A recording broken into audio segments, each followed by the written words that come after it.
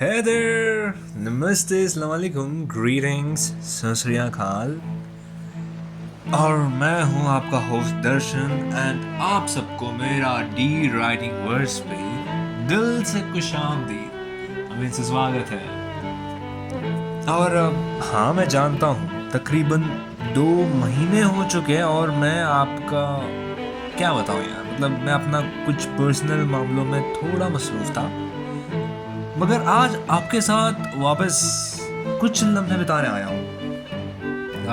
उप्स, अमीन, कहानी सुनाने आया हूँ। हाँ हाँ, मुझे याद है कि मैं अमात्य राक्षस की खोज करने गया था और मैंने किया भी, मगर मुझे उतनी इंटेल नहीं मिली, इन्फो नहीं मिली जितना मुझे काफ़ी होना चाहिए था उनके बारे में एक पूरा दास्तान सुना सकूं।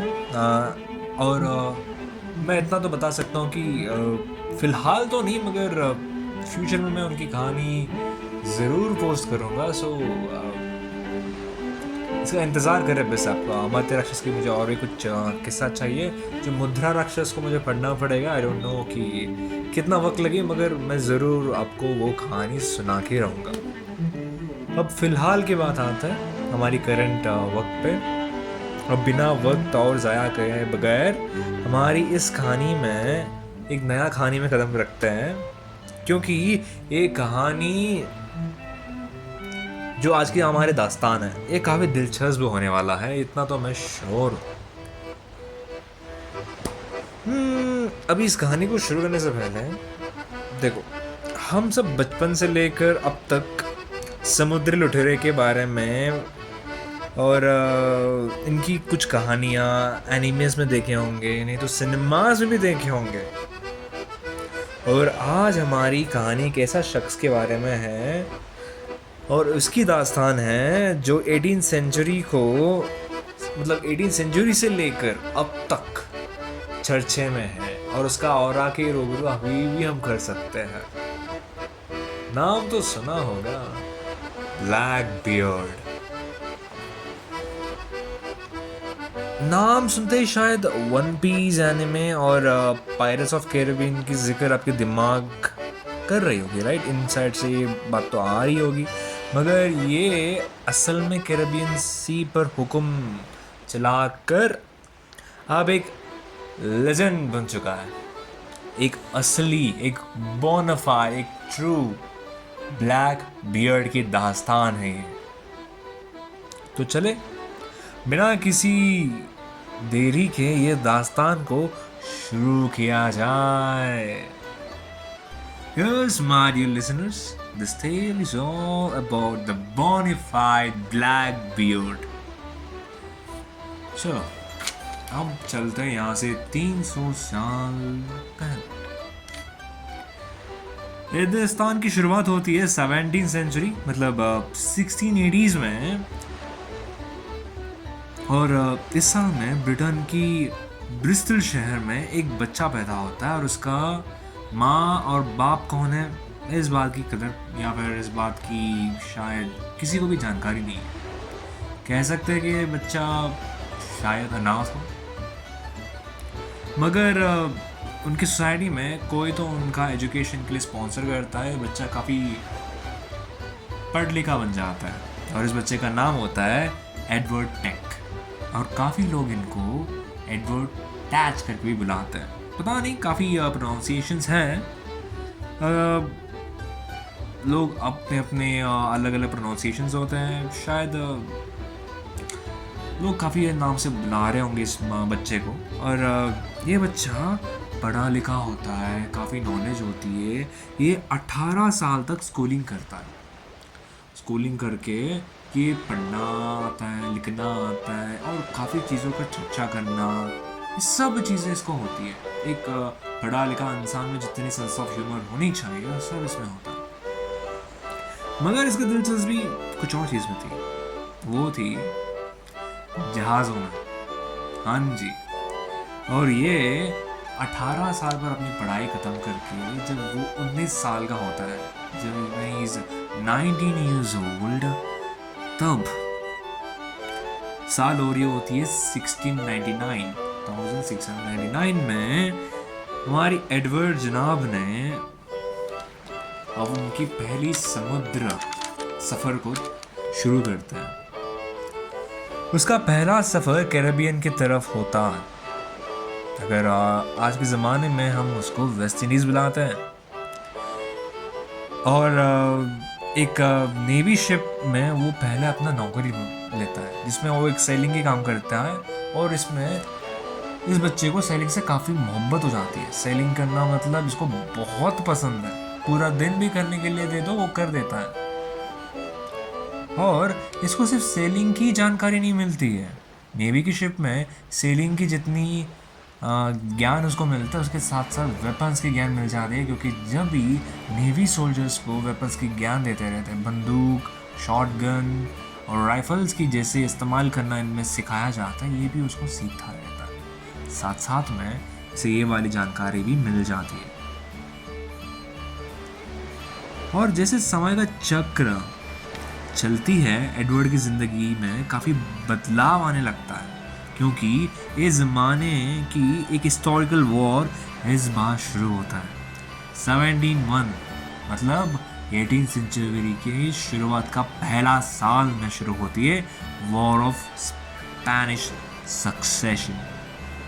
इस वक्त पर एडवर्ड अपना पहला प्राइवेट शिप को सेल करना शुरू करता है। सेल का मतलब होता है चलाना।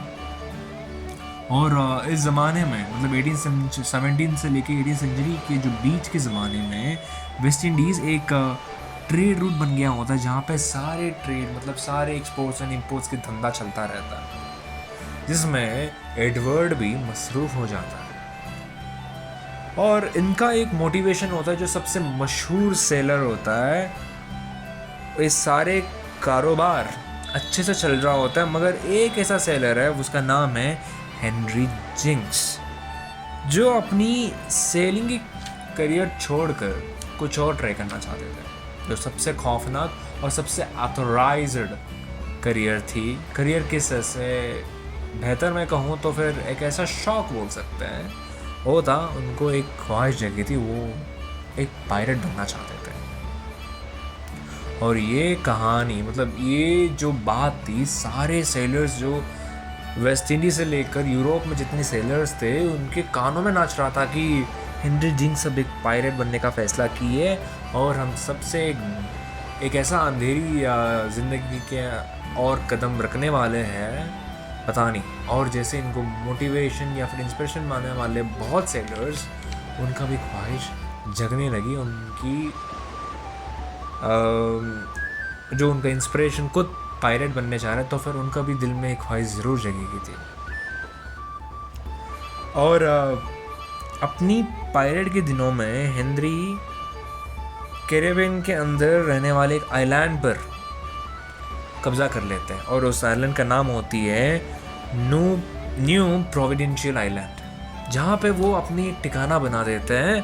और वहाँ पर वो एक ऐसा जगह बनाते हैं जहाँ पे बहुत सारे पायरेट्स आते हैं, रुकते हैं, जाते हैं। और यहाँ पे कोई भी नेवी को आना अलो नहीं होता है, या फिर इस सरहद को पार करके ना वो आएंगे ना हम वहाँ पे आएंगे। ये डील होती है। मगर पायरेट्स कभी अपनी सरहद में रहने वाले होंगे नहीं, और यहाँ पे आएंगे तो फिर वो बोलते हैं कि ऑफ कोर्स एक ऐसी अंधेरी में तो झूठ बिल्कुल चलती है ना।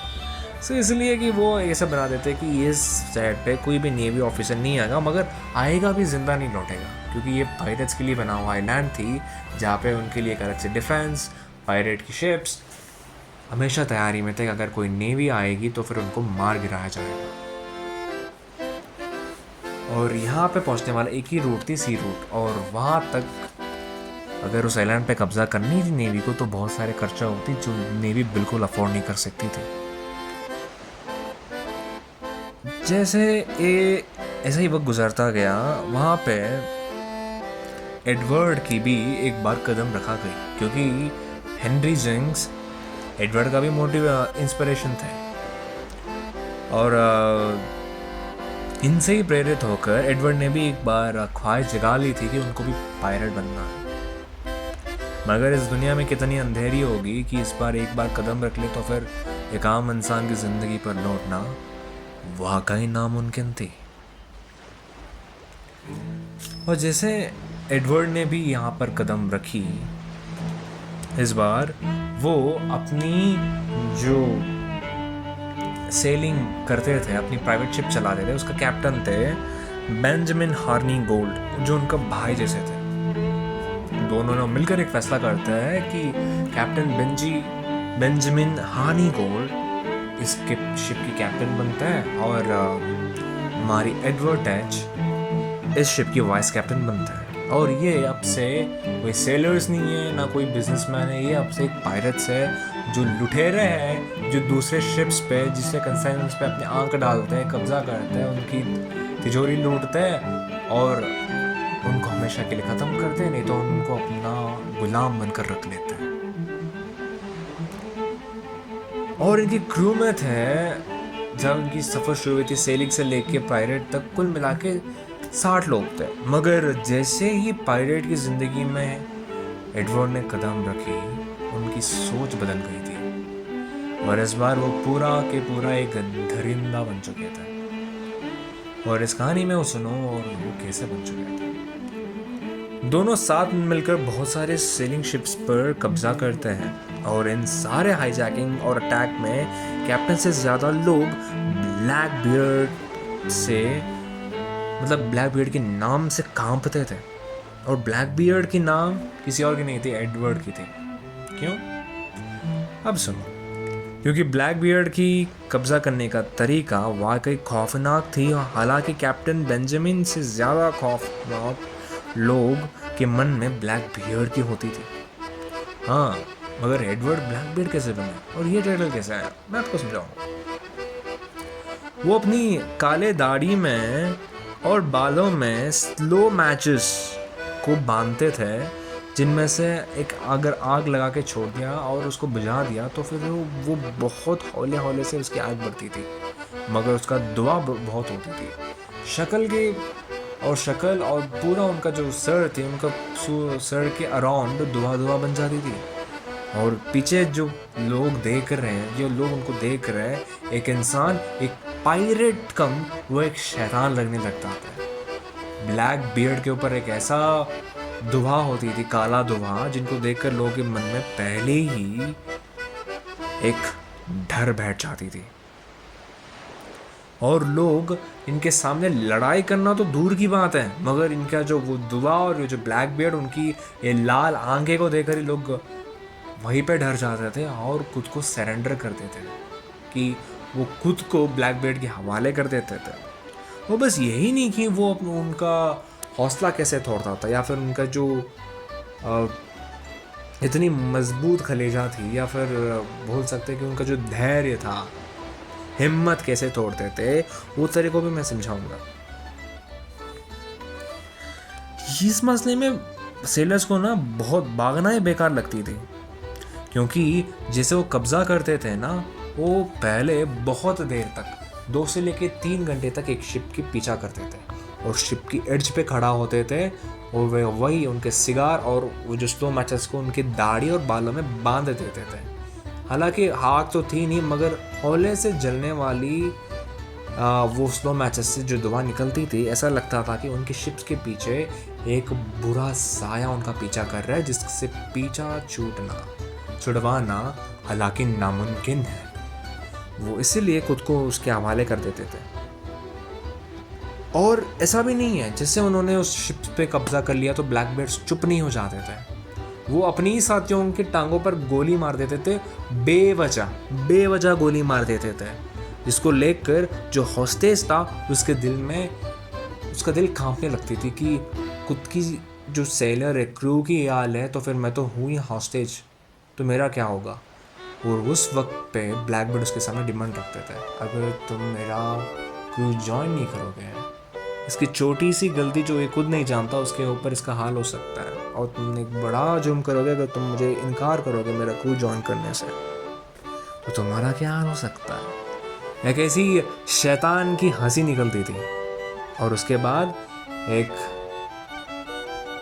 कब्रिस्तान की खामोशी आ जाती थी उनकी शक्ल पे। और ऐसी ब्लैक बियर्ड की साइकोपैथ बिहेवियर से लोग उसे इनकार ही नहीं कर पाते थे। उस ऐसी ट्रॉमा को देखकर वो खुद उनके हवाले हो जाते थे कि हम इस क्रू को ज्वाइन करेंगे।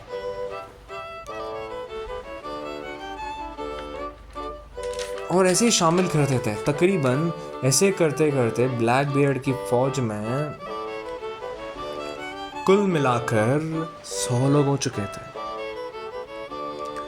सच बताएं तो ब्लैक बियर्ड एक अनप्रेडिक्टेबल साइकोपैथ हो चुका था। ब्लैक बियर्ड की पॉपुलैरिटी को देखते हुए कैप्टन बेंजामिन हेनरी गोल्ड को रिटायरमेंट लेना ही पड़ा और उन्होंने अपने खुद के लिए एक परिवार बनाया और 28 नवंबर 1717 पर उन्होंने रिटायरमेंट ले ली। अब फिलहाल जैसे बेंजामिन अपनी गद्दी से हट गए थे और इस पूरे जो शिप थी क्वीन एन्स रिवेंज, जो इस शिप का नाम थी, उस पूरा शिप का कप्तान बन चुके थे हमारा black beard, the horrific legendary pirate ever.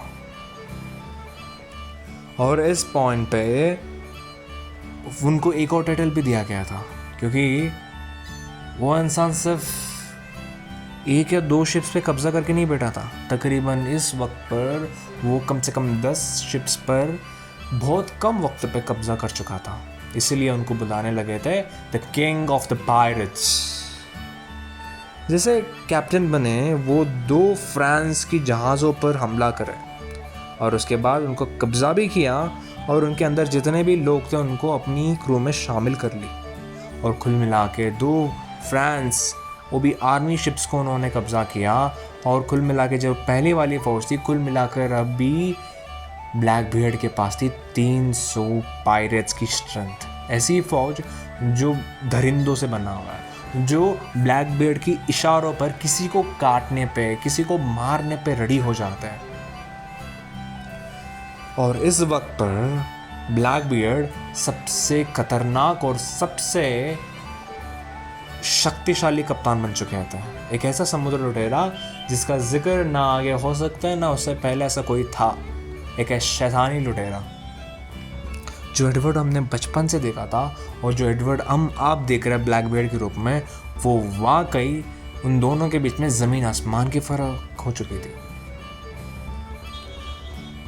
मगर ऐसे करते करते ब्लैक बियर्ड बहुत सारे शिप्स पर कब्जा किया, मगर उनकी ज़िंदगी के सबसे मशहूर हमला था प्रोविंस ऑफ साउथ कैरोलिन की थी। हाँ जी, यहाँ पर वो तकरीबन 40 जहाज़ों पर कब्जा किए और पूरा पोर्ट पर 1 वीक तक कब्जा किया, मतलब हाईजैक की। और उन्होंने एक मेडिकल सपोर्ट को डिमांड किया क्योंकि इन 40 शिप्स पर हमला करते वक्त उनके क्रू के बहुत सारे लोग घायल हो चुके थे। इसीलिए कि उन्होंने डिमांड किया कि अगर आपको पोर्ट चाहिए, आपका मार्केट चलनी चाहिए, आपका एक्सपोर्ट एंड इम्पोर्ट चलनी चाहिए और आपको ये पोर्ट वापस चाहिए तो मुझे मेडिकल चेस्ट चाहिए। मेडिकल चेस्ट का मतलब होती है एक बक्सा जिसमें मेडिसिन्स हो।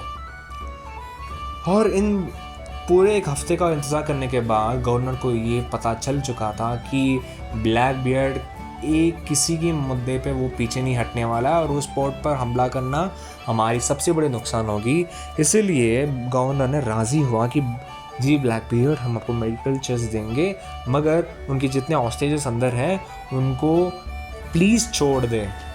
दरख्वास्त कर रहे हैं कि उसको कुछ ना करे क्योंकि उनका एक भी धमकी था कि पोर्ट नहीं चलेगा, साथ साथ में जो हॉस्टेजेस मैंने पकड़ा यहाँ पे वो भी मरेंगे। मगर सबसे बड़ा धोखा ब्लैक बियर्ड ने भी दिया था क्योंकि उनमें से 50 लोगों को ही, मतलब 50% लोगों को ही हॉस्टेज को रिलीज़ किया, बाकी लोग अपने क्रू में वो ऑलरेडी 1 हफ्ते के अंदर शामिल कर चुके थे। और इसके बाद अब इतना बड़ा हमला होने के बाद ब्लैक बियर्ड थक चुके थे और 5 सितंबर 1718 को ब्रिटेन नेवी ने एक ट्रीटी साइन करने के लिए ब्लैक बियर्ड से कहा कि अगर वो रिटायर्ड हो जाएंगे और ये सारी चीज़ें छोड़ देंगे तो फिर हम उसको कोई सज़ा नहीं देंगे, एक आम इंसान की ज़िंदगी वो जी सकते हैं, हमें इससे कोई एतराज़ नहीं। अब वैसे ब्लैक बियर्ड भी थक चुके थे कि इतना बड़ा हमला हो गया, इतना घायल हम हो चुके हैं, अगर एक नया ज़िंदगी मिल रहा है तो क्यों नहीं। और एक आसानी से आम इंसान की ज़िंदगी मिलना खुशी की बात है, मगर इतनी भी खुशी बात की थी नहीं क्योंकि जब वो रिटायर होने का फैसला किया वो थे 37 ईयर्स के, 27 साल के थे। और जब उन्होंने एक आम इंसान बनने की कोशिश की, एक लड़की से शादी किया, एक परिवार बनाने की कोशिश की, मगर एक कप्तान को आम इंसान की ज़िंदगी नसीब होना इतना आसान नहीं था। और इस आम इंसान की ज़िंदगी ना मिलने पर वो बहुत परेशान हो चुके थे, क्योंकि लोग उनसे डरते थे, लोग उनसे नफ़रत करते थे, क्योंकि उन्होंने बहुत लोगों को मारा, बहुत लोगों को लूटा। और वो जो लूट थी वो ब्रिटेन गवर्नमेंट को हवाला करने से पहले, क्योंकि उनको आम इंसान की ज़िंदगी जीनी थी, तो फिर वो हवाला करना चाहते थे। हवाले करने से पहले उनका दिमाग बदल चुकी थी। अब उनको ये समझ में आ चुका था कि एक बार इतनी बड़ी अंधेरी दुनिया में मैंने कदम रख दी, मगर इस बार मैं कोई भी आम इंसान की ज़िंदगी जी नहीं पाऊँगा। उन्होंने इनकार किया कि जो भी उन्होंने लूट मचाई थी, उन 40 शिप्स, उसके ऊपर जितनी भी फ्रांस स्पेनिश शिप्स से उन्होंने जो खजाना लूटा था, उनको उन्होंने गवर्नमेंट के हवाले करने से इनकार किया और वापस अपनी पायरेट की ज़िंदगी पर दोबारा कदम रख दिए। जो इनकी ज़िंदगी की कह सकते हैं कि इनकी मजबूरी हो या फिर इनका सबसे बड़ा गलत थी। हालांकि दूसरी मौका ज़िंदगी में बहुत कम बार देती है। अगर जब देता है तो फिर सही मौके मतलब सही तरीके से इस्तेमाल करनी चाहिए। मगर यहाँ पे ब्लैकबेर्ड अपनी एक रोशनी की तरफ की ज़िंदगी की जो मेहनत लगती है वो शायद करने के लिए इनकार करने लगे थे, क्योंकि वो अंधेरी दुनिया को राज कर चुके थे। उनको वो एक किंग ऑफ द पायरेट्स वापस बनना था, वो अभी भी थे, मगर जो बहुत लोगों का सोच उनके साथ साथ बदल चुकी थी। 300 सोल्जर्स उनके चले गए थे जब उन्होंने ये फैसला बनाया कि वो एक आम इंसान की ज़िंदगी जीने वाले हैं। इसीलिए उनके पास बचे थे जो उनके फॉलोअर्स उनके साथ रहने लगे थे, वो थे कुछ 25 से लेके 30 लोग। और इस बार वो और खौफनाक तरीके से हमला करने गए। हालांकि लोग वाकई कम थे, मगर लोगों को जब क्वीन एन्स रिवेंज शिप के टिप पर, एड्ज पर ब्लैकबीयर्ड की धुआं भरा एक खौफनाक चेहरा दिखता था, तो वो वापस वही ट्रमा में चले जाते थे। वो यही चीज़ है, गवर्नमेंट को पता चल गई कि ब्लैकबीयर्ड लौट चुके हैं। 1718 को वर्जीनिया के एक गवर्नर ने इलेक्ट हुए थे स्पोर्टफोर्ड। उन्होंने एक फैसला किया कि अभी हमेशा के लिए जितने पायरेट्स हैं उनको मिटा देंगे, और उनके लिए उन्होंने एक ऐसा फैसला बनाया कि हम एक ऐसे नेवल फोर्स को क्रिएट कर रहे हैं जो खास करके पायरेट्स को साफ करने के लिए बना रहे हैं। इनका मकसद पायरेट्स को साफ करने के लिए है, गार्ड करना नहीं, to destroy, to devastate the pirates. और इनका पहला हिट लिस्ट में था क्वीन एन्स रिवेंज शिप का कप्तान, the king of the pirates, the Blackbeard Edward Teach. 28 नवंबर 1718 ब्लैकबीयर्ड की शिप क्वीन एन्स रिवेंज को घेरा गया था 2 ब्रिटेन की सबसे बड़ी नेवल शिप्स ने। और इस बार इस ऑपरेशन को लीड करने वाला लीड ऑफिसर थे मेनार्ड। स्पोर्टफोर्ड की ऑर्डर साफ थी कि ब्लैकबीयर्ड की सर नेवी के शिप के ऊपर जहाज़ की जगह उनकी सर रखनी चाहिए थी।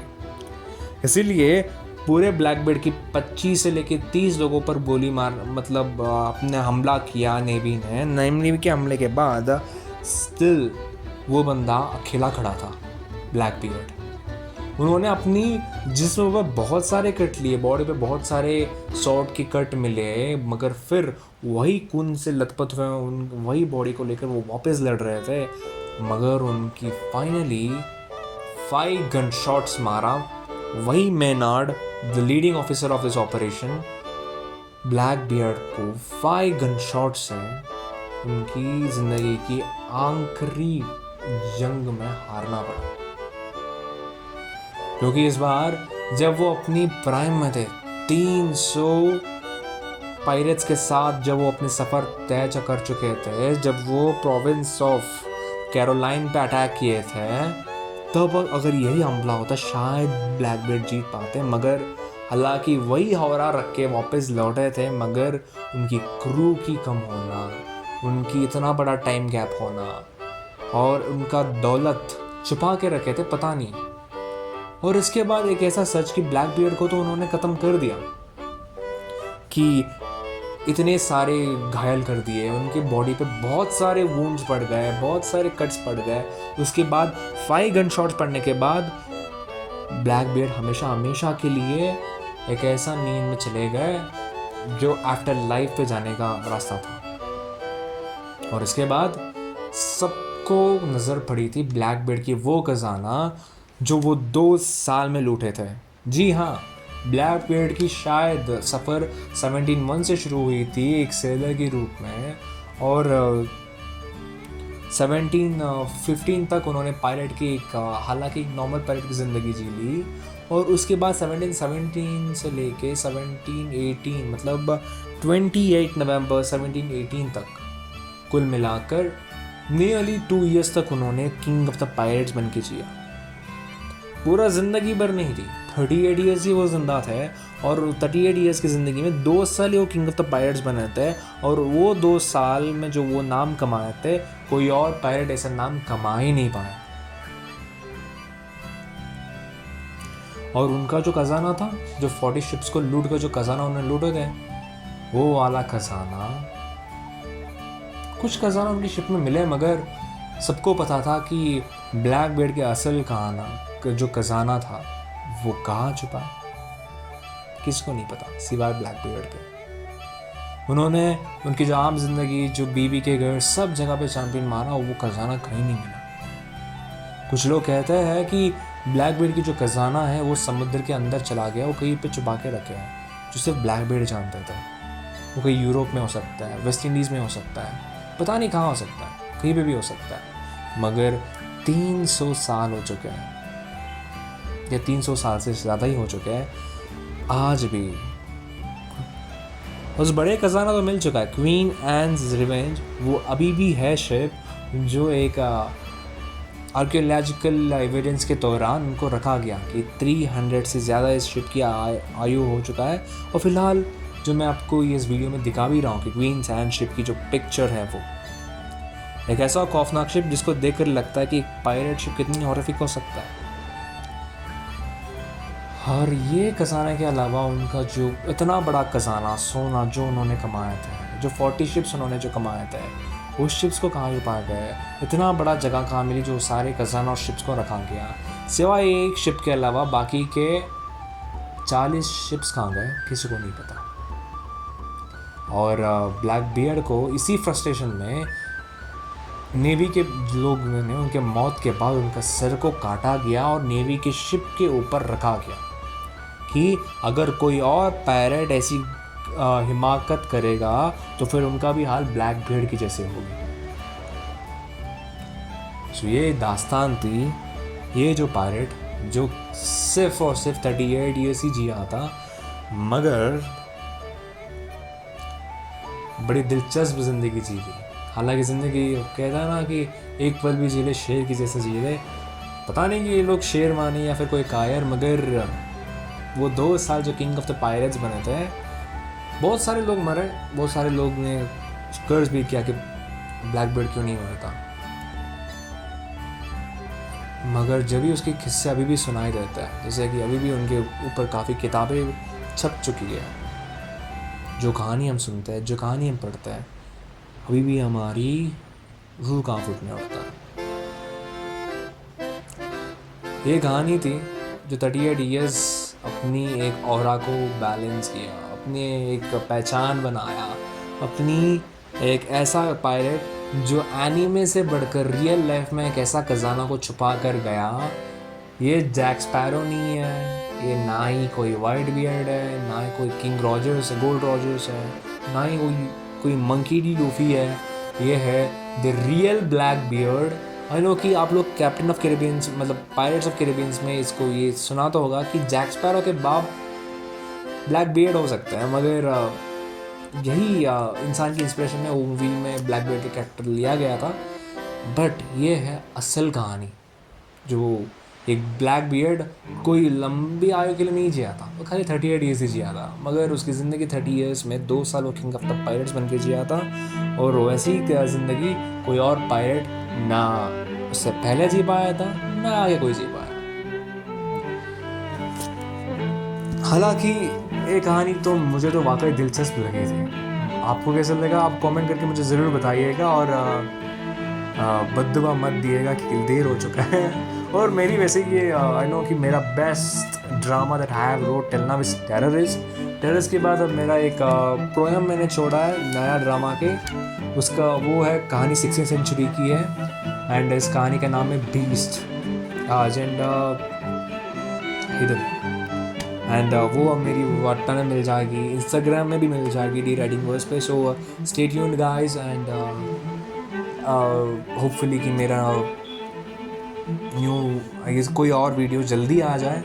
दुआ ज़रूर करना, मगर खुद के ख्याल भी ज़रूर रखना, एंड कमेंट्स में हाय हेलो जो भी लिखना है लिख लो, कोई इतराज़ नहीं। एंड और मैं कुछ और इम्प्रोवाइज़ कर सकता हूँ, या फिर मेरी ऑडियो क्लियरेंस है, या फिर कोई भी कंप्लेंट्स क्लेम्स हो, तो फिर please drop your opinions on the comment box, and subscribe करना मत भूलना, और साथ साथ में लाइक ज़रूर करना। आई गेस इंस्टाग्राम में कुछ नया फ्यूचर है हाइप करके, I don't know, please go with it, and notifications खुला रखना मेरे भाई। हाँ मतलब ये टॉन्ट मत मारना कि भाई तो 2 महीने में एक और वीडियो छोड़ रहा है तो तुम्हें नोटिफिकेशन रखना ज़रूरी है करिए, बिल्कुल नहीं। I will try to post videos early only, so और क्या कह सकता हूँ, या खुश रहिए और अपनी ज़िंदगी चैन से जिए, और ख़ास करके यहाँ पे और भी दिलचस्प कहानी आते रहेंगे, और मैं और भी कोशिश करता रहता हूँ। सो होपफुली इंशाल्लाह कि आपको जल्दी नया वीडियो मिल जाएगा। और फिलहाल के लिए ये वीडियो कैसा था, और खास करके ब्लैक बियर्ड की ज़िंदगी कैसी लगी आपको, कमेंट ज़रूर करना, और हम मिलेंगे अपनी नया वीडियो में बहुत जल्द, बहुत मतलब बहुत जल्द इंशाल्लाह, या फिर इफ़ गॉड विल्स, अगर देखते हैं जो करना करेंगे, कोशिश करेंगे जल्दी आने का। चलो अभी फ़िलहाल के लिए बहुत सारी बातें हो चुकी है, एंड फ़िलहाल के लिए आपको कहानी कैसे लगी, I would love to listen from your comments, and about मैंने कहा कि अमात्य राक्षस के बारे में मुझे और भी कुछ करना बाकी है। In future I promise that कि वो कहानी ज़रूर आएगी। फ़िलहाल के लिए आई वांट टू नो कि ये पायरेट की जो कहानी थी कैसे लगी, और देख दिया कि मेरा टेररिस्ट सागा का मैं शायद वीडियो एक ही बार में अपलोड करूं, या फिर टेररिस्ट या फिर भीस्ट, इनका एक ऑडियो बुक या फिर ऑडियो जो स्टोरी लाइन है वो ज़रूर आएगा। एंड फ़िलहाल के लिए डी राइटिंग वर्स में जाइए, काफ़ी कहानियाँ पढ़ी है, वहाँ पे पढ़ सकते हो, एंड अपनी ओपिनियंस भी शेयर ज़रूर करना। सो मिलते हैं हमारी नेक्स्ट वीडियो पे, एंड तब तक अपने ख्याल रखना, stay tuned with me, and see you soon. Have a great day ahead, my crew and my family of D Writing Works. So मिलते हैं, bye.